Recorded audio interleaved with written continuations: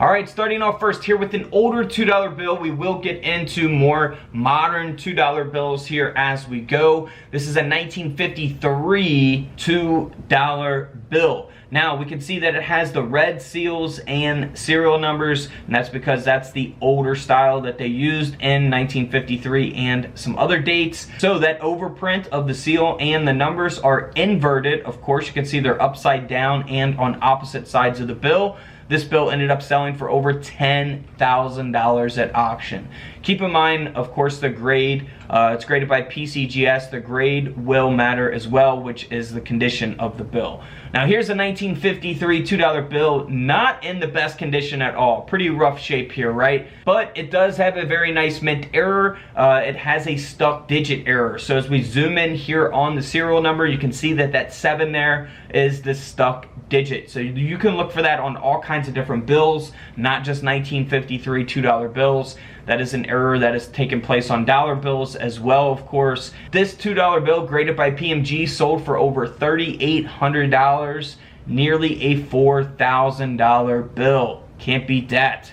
Now here's a very expensive $2 bill. This is from 1976. It's got that double print, so we'll see the seals and the serial numbers twice as a result of that error. Now, of course, this is in very good condition as well, graded at a 65. This $2 bill sold for $18,000 at auction. Here's a couple different errors taking place on a 1976 $2 bill. So first we have an obstructed face printing error taking place, which we can see here on the left side of the bill. And then we also have a misaligned face printing error taking place, which is pretty obvious. You see the design misaligned there. The reverse looks very normal, or the back of the bill, face of the bill misaligned. And this bill, graded by PCGS, sold for around $575 at auction. Now here's a 1976 Federal Reserve note. This $2 bill has a printed fold error, so you can see that part of the bill was folded and then the seal and the numbers were printed after the fold. So this bill ended up selling for over $2,300 at auction. $2,300. Now here is a nice $2 bill from 1976. It looks like it's just worn down. It is a star note, so you'll see the star at the end of the serial number there, but it actually is an error. So it has an insufficient inking error taking place here, and this bill, graded by PMG, sold for over $1,600. Man, you can't beat that for $2. Here's a 1976 $2 bill. This is similar to the first bill that we looked at, but it's from 1976. So we have the green seal, the black seal with the serial numbers, and they are inverted. So you'll see that they're on opposite sides of the bill and upside down as a result of the error. This bill sold for over $2,700 at auction. Now here's a 1976 Federal Reserve note that has a misalignment error, so you'll see that overprint is shifted all the way over to the right. Pretty obvious. You don't need anything or microscope or anything to inspect something like this. Pretty obvious type of errors here. So this bill ended up selling for over $455. Now here's a 1976 $2 bill. Looks very normal here on the face of the bill, but here on the back we are completely missing the back print of the $2 bill. So this bill ended up selling for over $3,900, nearly $4,000 for that $2 bill. Now this 1976 Federal Reserve note again looks very normal on the face of the bill, but here on the reverse, the back of the bill, we will see the design of the face of the bill and the back of the bill, and that is an offset printing error. Graded by PMG, this bill sold for over $2,600 at auction. Now this is kind of the same case. Looks very normal here on the back of the bill. However, here on the face of the bill we have both designs. So again, an offset printing error. Instead, we have the back here on the front as well.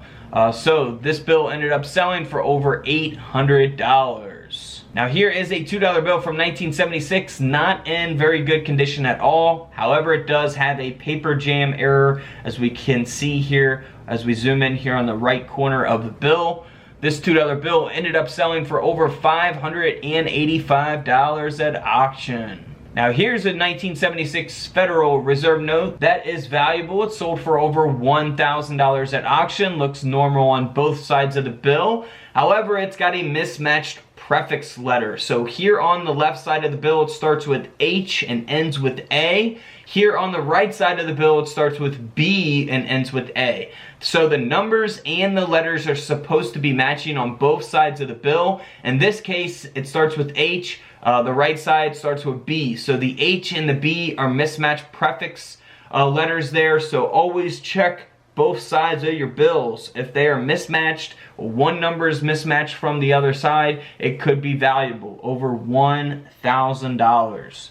Of course, the condition matters as well. Now here's a 1976 $2 bill. We'll see the seals and the serial numbers are missing here on the front of the bill, and that's because they are here on the back of the bill. So this bill ended up selling for over $5,000 at auction. Unbelievable, $5,000 for a $2 bill. This next $2 bill here has not mismatched prefix letters, but mismatched numbers, serial numbers here. So this bill starts here on the left side with 59208394. Pay attention to that 3.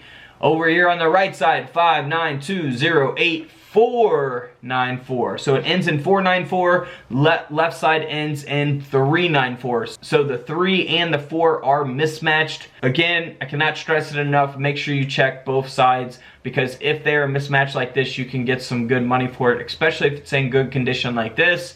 This bill sold for over $1,300. Now here is a misalignment error taking place on a 2003 $2 bill. So we'll see that that serial number there on the left side of the bill is printed over the black seal. Of course, it's supposed to be much higher than that. It's misaligned. This bill ended up selling for over $700 at auction, and it's in very good condition. Here's a $2 bill from 2003 that has an obstructed face printing error. We'll see that here on the right side of this $2 bill.